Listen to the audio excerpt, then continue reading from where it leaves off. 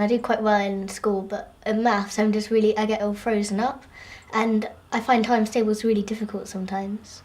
Being in like set one, but at the bottom end, sort of needed a little bit more help, like so I didn't get left behind in class or... I was really not confident about this exam I was going to have in year 10. And when we had the mock and I got a low grade, it was kind of a big reality check and it was really scary.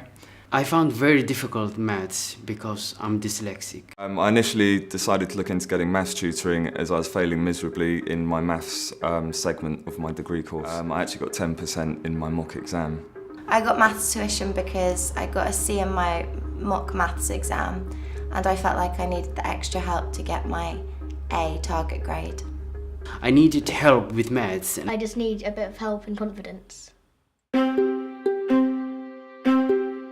It's like not like any sort of maths I've ever had before because it's just so much more fun and just completely different, and still you learn a lot more, I would say. The exam coaching was just helping me see what my weaknesses were so I could focus on them more than other things and then build my confidence with those. Like most of the topics we're doing in school, like in lessons, sort of already covered them with the maths doctor, and I just felt like I could keep up easy and sort of teach other people in my class like what to do and stuff, so it made me feel quite good as well. If I just get stuck with my homework, I can just go online and ask my tutor for help. It's not cheating because I get to ask questions and I get help instead of just copying what the computer says. Since I got a much better grade in my exams, some of my friends actually ask me for help, which is kind of turning the tables. It's really good.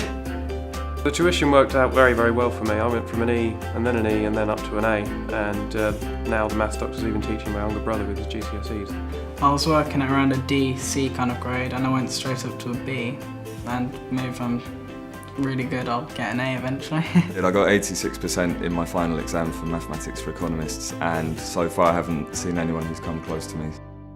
Getting my 7 in the end, it's definitely worth it. Finally I came to maths doctor and I passed my maths.